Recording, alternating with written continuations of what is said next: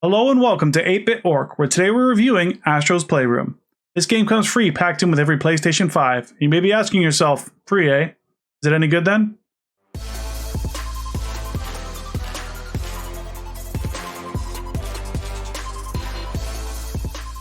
Although it is free, this does not mean you should ignore Astro's Playroom when you get your hands on a PlayStation 5. Seeing how supply constraints have held back so many people from buying a PlayStation 5 in its first year, I'm sure there'll be many more who will be looking to dive in Astro's Playroom in the years ahead.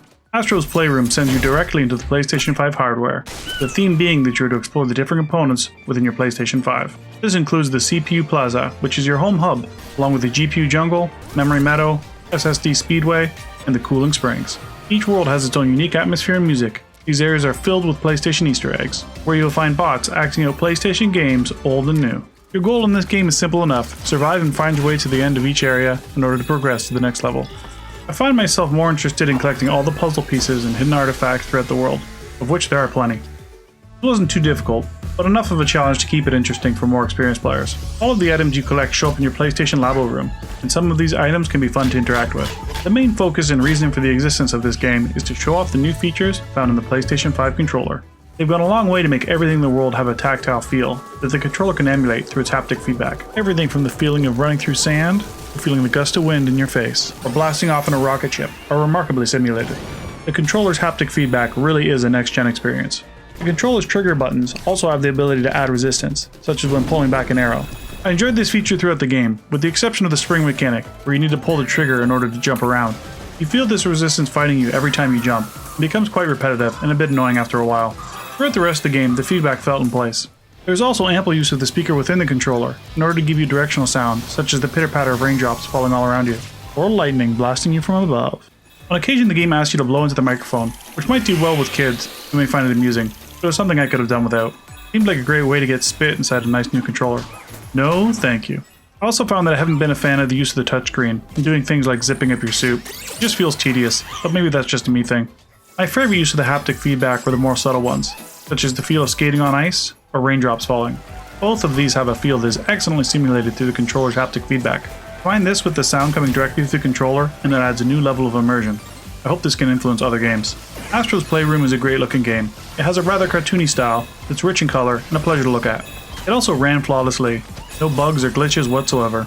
I really felt like it was a well polished game. The load times are very quick, and you have the ability to teleport from anywhere to anywhere from the main map, which is especially convenient when you're trying to find those last few collectibles.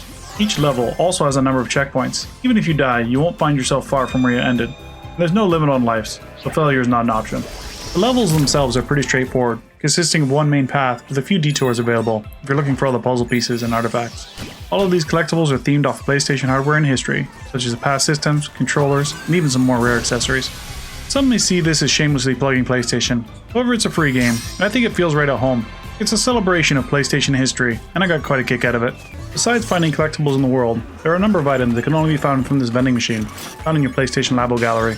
When I first saw this machine, I was terrified, thinking how they had snuck some stupid microtransactions into the game. Thankfully, this was not the case. 100 coins will get you a pull in the slot machine, and the coins are not hard to come by. You should have enough to unlock most of them just by playing through the game normally. You won't find an endless grind for coins, and there's no shop trying to sell you coins for real dollars, thankfully. Astro's Playroom does not have a ton of replayability. You do unlock speedrun modes, so you can test your skills against others on the leaderboard, but I doubt this game will be an ultra-competitive one. I'm fast as fuck, boy! Once you play through a level once or twice, it does not have much else to offer. So I'm sure it'll be one of the first games that I boot up if I have a friend come over and want to show off the PlayStation 5. Thankfully, this game does have a platinum trophy for you collectors out there, and it only took about 8 hours to platinum. Overall, I'm very happy with Astro's Playroom. This is the most fun I've had in the packing game since Wii Sports. This is a great introduction to the PlayStation 5. If this was a retail price game, I'd be a bit more critical of its short length and limited replayability and blatant advertising. I have to give it a little bit of leniency, as it's included as a free game with every PlayStation 5. When you consider what this game is for, it's a showcase for the features of the PlayStation 5. And at that, it does an excellent job. That's why I've given it an 8 out of 10.